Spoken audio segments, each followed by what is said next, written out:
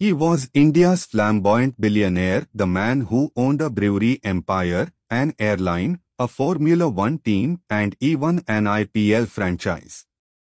Vijay Mallya wasn't just a businessman, he was a brand. But today, he is living in exile, facing charges of fraud and defaulting on thousands of crores in loans.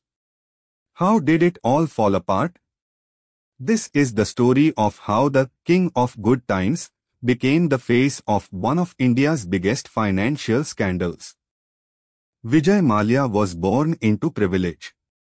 His father, Vittal Mallya, was a respected businessman who built United Breweries into a powerful liquor and beverage empire. When his father passed away in 1983, a 28-year-old Vijay Mallya inherited the throne.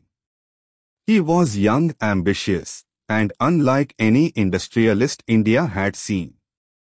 He rebranded Kingfisher beer as a symbol of youthful energy and luxury. Under his leadership, United Breweries grew into a global business, acquiring companies around the world and dominating the Indian market.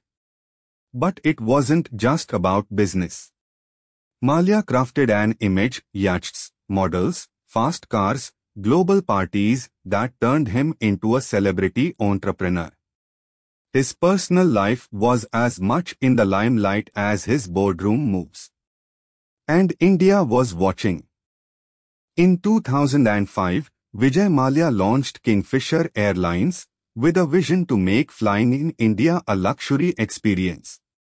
With in-flight entertainment, fine food, and unmatched service, Kingfisher became a favorite for passengers even though it charged premium prices. Mallya believed that India's growing middle class was ready for premium aviation, and he spared no expense to make it happen. The airline quickly expanded both domestically and internationally. But the airline industry was brutal. Operational costs were high, competition fierce, and government regulations complex. Kingfisher Airlines started racking up huge losses. Still, Mallya pressed on, refusing to scale back. He even acquired Air Deccan to gain international flying rights, a decision that added to the financial strain. Kingfisher Airlines was beautiful on the outside, but internally, it was burning cash at an unsustainable rate. In 2008, the Indian Premier League exploded onto the scene, and Mallya, true to form, made a grand entry. He bought the Royal Challengers Bangalore, RCB, for over $100 million, one of the most expensive teams in the league. He brought in big names, made flashy appearances at matches, and turned RCB into one of the most talked about teams even when it wasn't winning. The IPL became another stage for Mallya's persona, champagne celebrations, bold ads, cheerleaders, and parties. But while the world watched the cricket, Mallya's businesses were already under pressure. The IPL was glamour, but it couldn't cover the growing cracks in his empire. To fund his airline and lifestyle, Mallya turned to banks. He borrowed heavily, more than 9,000 crore rupees from a consortium of public sector banks. Many questioned how one businessman could secure such large loans, especially when his airline had never turned a profit. But Mallya's reputation and influence gave him access. Over time, interest mounted, repayments stalled, and Kingfisher began defaulting. By 2012, the airline shut down completely, leaving thousands of employees without salaries and banks holding billions in bad loans. Investigations began. The Enforcement Directorate and the Central Bureau of Investigation accused him of money laundering, financial mismanagement, and willful default. What had once seemed like bold risk-taking now looked like reckless borrowing. In 2016, as legal pressure mounted, Vijay Mallya quietly left India for the UK.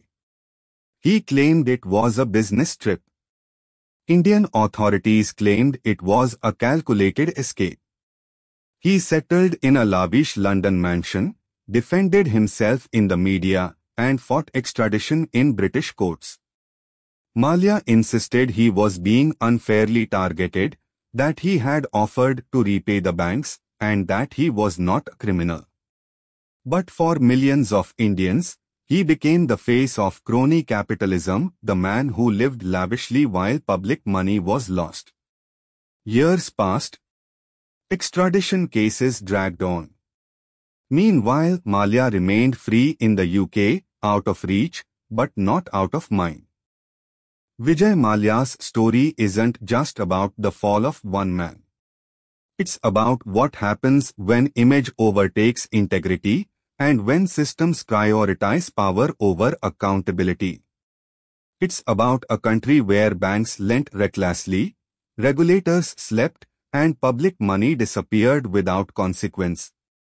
Was Mallya a smart businessman who took risks and failed, or someone who manipulated the system for personal gain? The answer lies somewhere in between. For young entrepreneurs, Mallya's life is a lesson. Vision must be balanced with values. And leadership must come with responsibility. The king of good times now faces the consequences of decisions made in pursuit of glory. His empire collapsed, but the questions it raised about corruption, ambition, and systemic failure still remain. What do you think? Was Vijay Mallya a symbol of ambition gone too far, or of a broken system that enabled it all?